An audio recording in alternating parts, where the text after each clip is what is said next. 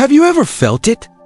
That strange, creeping sensation that your own thoughts are no longer entirely your own? It's a subtle hum beneath the noise of your day, a feeling of being pulled along by a current you didn't choose. You scroll through an endless river of information. You react, you share, you get angry, you laugh. But at the end of the hour, or the day, you can't quite recall what it was all for. It's the mental equivalent of eating junk food. You've consumed, but you are not nourished. This feeling isn't your imagination. It's the central crisis of our time, a silent epidemic of surrendered thought. Today, we're going to talk about why this is happening, who benefits from it, and how we can begin the quiet, radical act of reclaiming our own minds. Let's begin by stepping into a world that is, on the surface, more connected and informed than any other in human history. Yet beneath this glittering facade of progress, a profound erosion is taking place.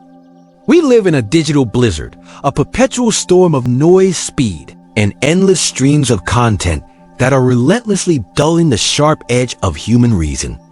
Think of your mind as a muscle. For millennia, this muscle was our primary tool for survival and advancement. It had to be strong, agile, and resilient. Our ancestors used it to understand the seasons, to build cities, to chart the stars, and to compose symphonies. They engaged in deep, sustained, and often arduous thought because their world demanded it. Now, consider the modern environment. This mental muscle, once a force for world-altering progress, is at risk of a strange and comfortable atrophy. We are no longer required to hunt for information. It hunts us. It pings, buzzes, and notifies us into a state of perpetual distraction. The mind in this new ecosystem is becoming a passive receptacle, a screen upon which the fleeting images of the day are projected. We find ourselves echoing surface-level reactions, a like, a share, an angry emoji instead of engaging in the difficult, authentic work of questioning. This isn't a failure of intelligence. It's a failure of environment. We are swimmers trying to practice our stroke in a tsunami of digital noise. The sheer volume and velocity of what we consume makes deep contemplation feel like a luxury, or worse, an impossibility. The result is a slow, almost imperceptible vanishing of independent thought, replaced by a chorus of borrowed opinions and reflexive, unexamined feelings. The quiet space required for genuine reason is being colonized, and we have, for the most part, willingly handed over the keys. Now, you might be thinking this is just a natural byproduct of technology, an unfortunate side effect of progress. But what if it isn't entirely an accident? What if the systems we live in are, in fact, designed to nudge us away from genuine inquiry? This is the uncomfortable truth of what we can call manufactured consent. Our modern systems, from the media algorithms that curate our reality to the very foundations of our education, are subtly engineered to favor compliance over critique. Consider the algorithm that feeds you content. Its goal is not your enlightenment. Its goal is your engagement. And what engages us most effectively? The familiar, the validating, the emotionally resonant. These systems learn our biases with terrifying precision and build a comfortable cocoon of information around us. A filter bubble where our existing beliefs are constantly reinforced and dissenting views are quietly marginalized. In this curated reality, there is no friction, no challenge, and therefore no catalyst for critical thought. Critical thinking is, by its very nature, inefficient. It slows down reactions. It disrupts the smooth, profitable flow of consumption. It asks inconvenient questions. It introduces doubt into a system that thrives on certainty. This conditioning begins long before we ever own a smartphone. Think back to our educational structures. Many were designed in the industrial age with a primary goal: to produce a compliant and efficient workforce. The model was the assembly line. Students were rewarded for memorizing the correct answers, for following instructions, for sitting quietly, and for regurgitating information on standardized tests. The student who constantly asks, why? The budding critical thinker is often seen as disruptive, a problem to be managed. This system doesn't intentionally aim to crush spirits, but it has the undeniable effect of sidelining the very skills of inquiry and skepticism that are essential for a healthy, functioning mind and society. It conditions us to believe that success lies in providing the expected answer, not in asking an unexpected question. This training prepares us to be perfect consumers of products, of media, of ideologies who accept what is presented without challenge. Because power structures, whether corporate or political, are always most stable when the population consumes without question. Imagine you're a librarian, but instead of a few hundred books being delivered each day, 1 million books are dumped through the front door every single second.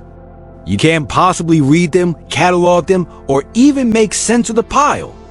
All you can do is try to survive the avalanche. This is a daily reality for the modern human brain. The sheer flood of information, emails, news alerts, social media updates, articles, videos, podcasts overwhelms our cognitive capacity. Our brains, in an act of self-preservation, start looking for shortcuts. This is where dangerous cognitive biases take over. Instead of carefully evaluating a new piece of information, we default to mental shortcuts or heuristics. One of the most powerful and pervasive of these is social proof. This is our deep-seated instinct to outsource our thinking to the crowd. When we see that a post has thousands of likes and shares, our brain whispers, "So many people agree with this. It must be true." We allow the collective reaction to stand in for our own individual reasoning. We trust the signal, the likes, the shares, the retweets more than we trust our own capacity to analyze the substance of the message itself. This reliance on social proof leaves us profoundly vulnerable to manipulation. A false narrative can be amplified into a perceived truth in a matter of hours, propelled by bots and algorithms that exploit our instinct to follow the herd. By the time fact-checkers arrive on the scene, the emotional impact has already been made, the belief has been cemented, and the correction will only reach a fraction of the people who saw the original lie. We've also fallen into the trap of groupthink, where the desire for harmony or conformity within a group results in an irrational or dysfunctional decision-making outcome. We see a political opinion spreading like wildfire within our online community, and we adopt it, not necessarily because we've examined the evidence, but because challenging it would mean risking our sense of belonging. The cognitive overload pushes us away from the slow, deliberate work of reason and toward the fast, easy, and dangerous comfort of the crowd.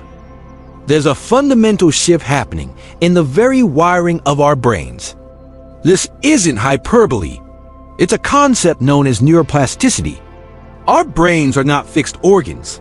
They adapt and change based on our repeated behaviors.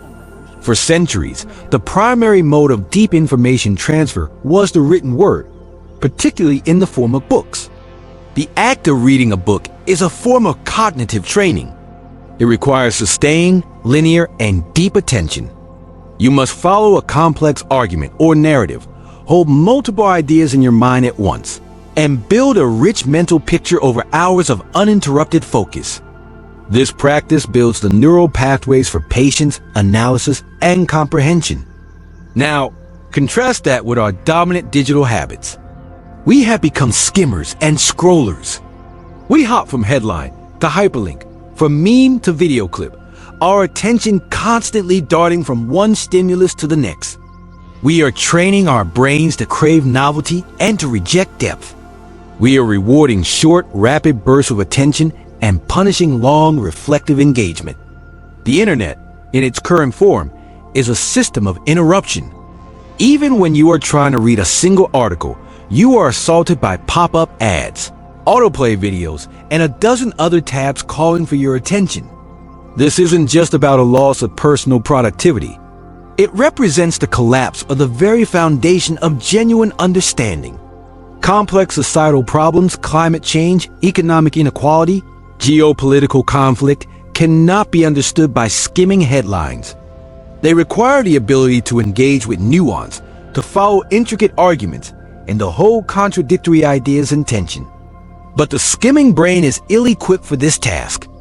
It looks for the quick take, the simple summary, the tweet that supposedly explains it all. When our collective ability to sustain focus weakens, our collective ability to solve complex problems weakens with it. We are left with a society full of fragmented thoughts, surface-level opinions, and a dangerous inability to engage with the very issues that will define our future. The quiet, reflective space where wisdom is cultivated is being paved over by a superhighway of fleeting distractions. We often imagine that the obstacles to critical thinking are external: the algorithms, the media, the deluge of information. But perhaps the most powerful barrier is the one that exists inside of us. The simple truth is that real thinking is often uncomfortable. It is emotionally taxing work because it threatens the very foundations of our identity. Consider what happens when you encounter a piece of evidence that directly contradicts a deeply held belief, a belief about politics, religion, or even yourself. The natural human reaction is not curiosity, but a feeling of psychological stress known as cognitive dissonance. It's a feeling of being under attack. Our beliefs are not just sterile propositions we hold in our minds. They are intricately woven into our sense of self and our sense of belonging. They are the stories we tell ourselves about who we are and how the world works. To question one of these core beliefs can feel like questioning our own identity. To avoid this profound unease, we have developed a powerful set of psychological defense mechanisms. We engage in confirmation bias, actively seeking out information that supports our existing views while ignoring or discrediting anything that challenges them. We retreat into our tribes, our ideological echo chambers, where our beliefs would be validated and celebrated. We hide behind slogans and pre-packaged talking points because they provide a sense of certainty and armor us against the discomfort of doubt. Engaging in open, honest dialogue with someone who holds a different worldview is emotionally risky. It requires vulnerability. It requires admitting that we might be wrong. And in a culture that increasingly equates being wrong with being stupid or immoral, that risk can feel immense. And so, we choose the comfort of certainty over the arduous, unsettling, but ultimately liberating work of genuine thought. The emotional resistance to thinking is a powerful force that keeps us locked in our own intellectual prisons, not because the doors are barred, but because we are afraid of what lies outside. If our emotional resistance to thinking is the internal barrier, our early conditioning is its external architect. For most of us, our formal education took place within a system that was, and largely still is, a relic of the industrial age. The primary goal of that era was to create a disciplined, punctual, and obedient workforce to power the factories and bureaucracies of the time. The values prized were conformity, efficiency, and the ability to follow instructions. Originality and critical inquiry were not just undervalued. They were often seen as liabilities. Think of the traditional classroom structure: rows of desks facing a single authority figure at the front. The flow of information is largely one way. Children are rewarded for memorizing dates, formulas, and facts, and then accurately reproducing them on tests. The system is designed to find the right answer. The student who can quickly and accurately provide that answer is labeled smart. But what about the student who asks, "But why is this the right answer? Who decided it was right?" What if we looked at it from a different perspective? This student, the natural critical thinker, often learns a different lesson: that questioning authority is disruptive, that challenging the premise is discouraged, and that rocking the boat will get you into trouble. This conditioning doesn't just disappear when we receive our diploma. It extends deep into our adult lives, particularly in the workplace. We carry with us a learned fear of exclusion. We sit in a meeting where a flawed plan is being presented, and though a voice of doubt whispers in our minds, we remain silent. We fear being seen as negative, as not a team player. We fear being ostracized for pointing out the emperor has no clothes. This deeply ingrained training in obedience creates a culture of silence where bad ideas are allowed to flourish and potential innovations are stifled before they can even be spoken. We have been trained since childhood that our security in school, at work, in our social groups depends on our conformity. And so, even when we harbor profound doubt, the fear of standing alone often keeps us from speaking the simple, critical words, "I don't understand," or "What if we're wrong?" If the industrial age classroom was the training ground for conformity, then modern social media platforms are the arena where reason goes to die. These platforms are not neutral town squares for the open exchange of ideas. They are meticulously designed, profit-driven ecosystems that thrive on one thing above all else: heightened emotional engagement. And no emotion is more engaging, more shareable, and more algorithmically profitable than outrage. The architecture of these platforms inherently privileges speed and emotional reaction while actively burying nuance and reason. A complex, well-reasoned argument that takes 10 minutes to read and digest stands no chance against a provocative, 280-character hot take or an inflammatory meme that can be understood and shared in a split second.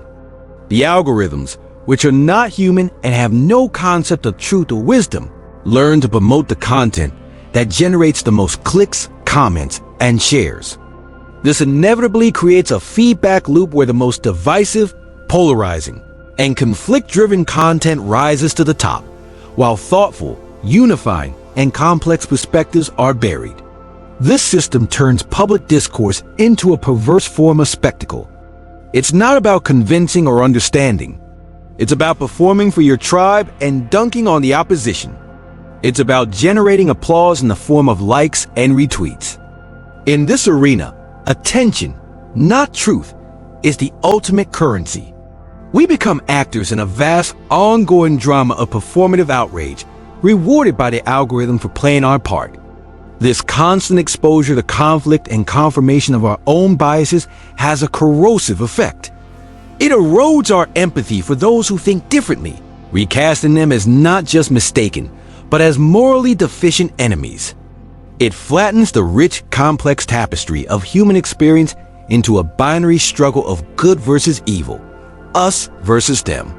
The platforms thrive on this division, profiting from the very conflict that tears our social fabric apart, leaving us angrier, more polarized, and less capable of reasoned debate than ever before. So, we find ourselves in a world that discourages deep thought, in systems that reward conformity, and in digital spaces that amplify outrage. The situation can feel hopeless, but the way out, the antidote to this passive consumption of reality, is not a new technology or a complex political solution. It begins with a simple, timeless, and profoundly human virtue: courage. This is not the courage of a soldier on a battlefield, but a quieter, more internal form of bravery. It is the courage to willingly step into discomfort. It is the courage to ask the unpopular question in a meeting where everyone else is nodding in agreement. It is the courage to admit uncertainty in a world that rewards false confidence. To say the three most difficult words in the English language: "I don't know." It is the courage to genuinely listen to an opposing point of view, not with the intention of reloading for your rebuttal, but with the sincere desire to understand how a fellow human being could see the world so differently. This intellectual courage is the foundational act of resistance against the forces of conformity and manipulation. It means prioritizing your own integrity over your social comfort. It means being willing to be the lone voice of dissent, not for the sake of being contrarian, but for the sake of pursuing a deeper truth. History is shaped by individuals who possess this form of courage. Galileo, who dared to question the celestial order. Socrates, who chose to question everything, even at the cost of his own life. They understood that true wisdom lies not in having all the answers, but in the humility and bravery to constantly seek them. This path is not easy. It can feel lonely. It may alienate you from your tribe. But it is the only path that leads to genuine intellectual freedom. It begins with the small, brave decision to pause, to question, and to choose curiosity over certainty. It is a comforting illusion to believe that the decline of critical thought is a purely organic phenomenon, a natural drift in the evolution of society. But to believe that is to ignore the powerful, Vested interests that benefit directly from a population that has surrendered its ability to think critically. There is a hidden machinery of manipulation, operated by those from corporations to political campaigns who understand human psychology all too well and exploit its predictable biases for their own gain. Their primary strategy is to take complex, nuanced issues and package them into dangerously simple narratives. They know that an overwhelmed and distracted brain is not receptive to complexity. So, they craft stories of us versus them, of good versus evil, of a simple problem with a simple, and usually emotionally satisfying solution. They create a villain, they stoke a fear, and then they present themselves as the saviors. This is the oldest trick in the playbook of power. This machinery is incredibly effective because it doesn't try to fight our rational mind. It bypasses it entirely, appealing directly to our deepest emotions, fears, and tribal instincts. Think of political advertising. It rarely presents a detailed policy analysis. Instead, it shows you a grainy, menacing picture of an opponent while a deep voice lists their supposed failings, all set to ominous music. It's not an argument. It's a carefully engineered emotional assault designed to create feelings of fear and disgust. Similarly, corporate advertising doesn't just sell you a product. It sells you a feeling happiness, belonging, status. They associate their brand with your deepest human desires, ensuring that your decision to buy feels less like a transaction and more like an affirmation of your identity. By constantly packaging the world into these simplistic, emotionally charged narratives, these powerful interests ensure our compliance while simultaneously silencing the deeper, more difficult inquiry that would expose the manipulation itself. They keep us focused on the puppet show, so we never look up to see the puppeteers. If we are to resist this external machinery of manipulation, we must first become masters of our own internal machinery. The first and most important battlefield is within our own minds. The most powerful tool we have in this fight is the practice of metacognition, which is, quite simply, the ability to think about our own thinking. Imagine you are standing on a balcony overlooking a crowded dance floor. The dance floor is the chaotic flow of your own thoughts, emotions, and reactions. Most of us spend our entire lives on that dance floor, being jostled and spun around by the music, completely caught up in the immediate experience. Metacognition is the act of consciously choosing to walk up the stairs and stand on the balcony. From this vantage point, you can observe the dance without being swept away by it. You can see the patterns. You can ask questions like, why did that comment make me so angry? What assumption is that feeling based on? Is this thought truly my own, or is it an echo of something I heard or read? This practice of developing a robust inner dialogue is a profound act of resistance in our age of constant external noise. It begins with the simple act of pausing. Before you react to that provocative headline, pause. Before you share that outrage-inducing post, pause. Before you jump into an argument, pause. In that pause, you create a space between the stimulus and your response. And in that space lies your freedom.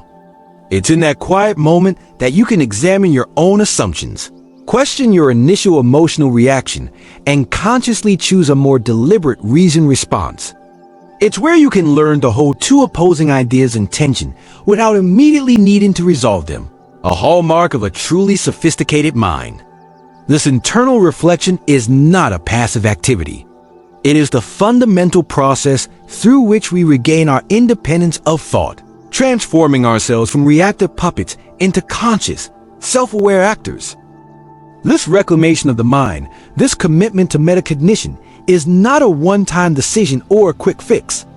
We cannot simply attend a weekend seminar and emerge as master critical thinkers. Critical thinking is a discipline, a lifelong practice, much like learning to play a musical instrument or training for a marathon. It requires daily effort, patience, and a deep sense of humility. So, what does this practice look like in a world addicted to fast answers? It means consciously choosing the difficult path over the easy one. It means reading deeply. Instead of skimming 50 headlines, commit to reading one book on a complex subject. A book written by an expert who has dedicated their life to understanding it. More than that, read a book that challenges your worldview. If you are politically liberal, read the most intelligent conservative thinkers you can find, and vice versa. Don't read to rebut, read to understand. It means listening broadly. Step outside of your algorithmic cocoon and actively seek out perspectives from different cultures, different generations, and different walks of life. Listen to people you disagree with and practice the discipline of steel manning, that is, attempting to articulate their argument in its strongest, most persuasive form before you attempt to critique it. This act alone builds empathy and shatters the simplistic caricatures that dominate our public discourse. And above all, it demands cultivating humility. It requires the constant recognition that our own knowledge is finite and our own perspective is limited. It means becoming comfortable with doubt and celebrating the discovery of our own errors as opportunities for growth. In a society that worships quick, confident, and often wrong answers, the quiet, deliberate, and humble pursuit of understanding becomes a radical and transformative form of service, not just to ourselves, but to the world. We have explored the external systems and the internal habits that contribute to the decline of critical thought. But if we dig down to the bedrock, beneath all these other layers, we find the real reason this decline is so pervasive. It is not fundamentally a lack of ability. It is a surplus of fear. The deepest and most powerful fear is not the fear of being wrong, but the fear of being alone.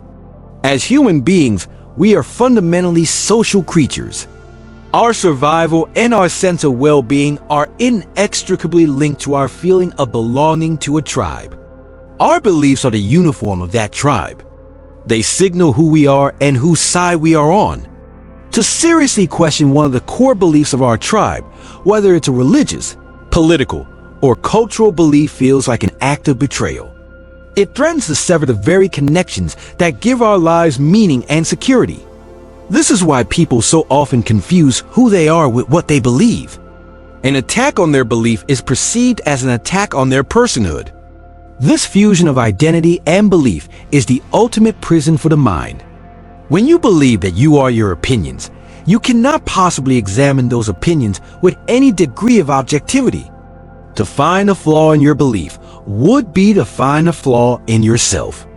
To abandon a belief would feel like a form of self-annihilation. And so, to protect that fragile sense of identity, people will avoid any truth that might shatter the illusion. They will perform stunning feats of mental gymnastics to rationalize away contradictory evidence. They will cling to their beliefs like a life raft in a storm, not because those beliefs are true, but because they are familiar and they offer the comfort of community. The real reason critical thought fades is not because the problems are too complex or the information is too overwhelming, but because the personal and social cost of true inquiry can feel terrifyingly high. It is, at its heart, a crisis of courage. To overcome this deep-seated fear is to embark on a journey that is both intellectual and, in a very real sense, spiritual. To think freely, at its core, is an act of liberation. It is the conscious choice to value truth over comfort. It is the decision to pursue depth over popularity. It is the commitment to seek clarity over conformity, even when and especially when that process is unsettling. Even if it burns. This burning is not a destructive fire, but a purifying one. It's the fire that burns away the dead wood of inherited dogmas, unchallenged assumptions, and second-hand opinions. It's the process of separating your true self, your core consciousness, from the collection of beliefs you have accumulated over a lifetime. It is the realization that you are not your thoughts. You are not your beliefs. You are the thinker of the thoughts, the holder of the beliefs. This separation creates a space for you to examine your ideas without feeling that your identity is at stake. This is the essence of true freedom. It is not merely the freedom to do what you want, but the freedom to think what you want, to be the sovereign of your own mind. It's a liberation from the invisible chains of tribal allegiance and the subtle tyranny of manufactured consent. This process is rarely easy or comfortable. It can feel like a personal earthquake, shaking the very foundations of your life. It can create distance between you and the people you love. But on the other side of that unsettling journey lies a profound sense of integrity, autonomy, and peace. It is the peace that comes from knowing that your view of the world, however incomplete, is authentically your own, built through honest labor rather than passively accepted.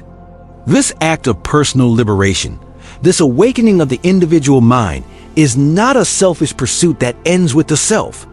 In fact, it is the beginning of a deeper sense of responsibility to the world. When you learn to detach from the borrowed narratives and see through the machinery of manipulation, you reclaim your own agency. You are no longer a pawn being moved by unseen forces, but an active player who can make conscious, deliberate choices. This awakening has a ripple effect. One person in a family who chooses to pause, question, and reflect can change the entire dynamic of their household. One employee in an organization who has the courage to ask thoughtful questions can save a company from making a disastrous mistake. One citizen in a community who refuses to be swept up in the hysteria of outrage can become a calming, clarifying force for hundreds of others. By choosing to cultivate your own mind, you are not retreating from the world. You are preparing yourself to engage with it more meaningfully. You become less susceptible to the demagogues who prey on fear and ignorance.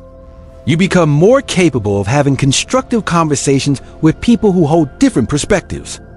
You ignite a small spark of awareness, a little flame of reason in the overwhelming noise. And these sparks, when they multiply, can create a powerful light. We have a responsibility not just to ourselves, but to our shared society to do this difficult work. A society of passive, unthinking consumers is a society ripe for tyranny. A society of awakened, responsible, and critical thinkers is the only true foundation for a free and flourishing world. In our world of spectacle and noise, we have been conditioned to believe that change comes from shouting the loudest, from having the most followers, or from generating the most viral outrage. But this is an illusion. That is not a revolution. That is just more noise. The greatest and most lasting change doesn't come from adding to the cacophony. It comes from cultivating deeper minds. There is a quiet revolution underway. It is not being televised, and it will never trend on social media. It is a revolution that takes place in the silent moments of reflection, in the focused hours spent with a challenging book, and in the courageous, uncomfortable conversations between people who disagree. Every single act of deliberate thought is an act of rebellion, a rebellion against collective stupidity, against algorithmic manipulation, and against our own worst instincts. Every awakened thinker who chooses clarity over conformity contributes to a movement built not on noise, but on resonance. The path we've talked about today is not easy, but it is essential. It is the work of a lifetime. It begins with the simple, courageous decision to reclaim the quiet spaces of your own mind. The ultimate lesson is this: your attention is the most valuable currency you possess. Where you choose to place it determines not only the quality of your own life, but the state of our world. Guard it fiercely. Invest it wisely. Invest it in deep reading, in genuine listening, in quiet reflection, and in the courageous, uncomfortable, and ultimately liberating work of thinking for yourself. That is how we begin to heal ourselves and our world, not with a bang, but with the quiet, formidable power of a clear and independent mind. Before we go, I want to leave you with a question to ponder. It's not for the comments, it's just for you. What is one belief you hold dear, a belief that is part of your identity, that you have never truly, honestly, and critically examined? Just sit with that for a while. Thank you for spending your valuable time with us today. I wish you not just good health, but clarity of thought. If this conversation resonated with you, please consider subscribing to the channel to continue this journey with us.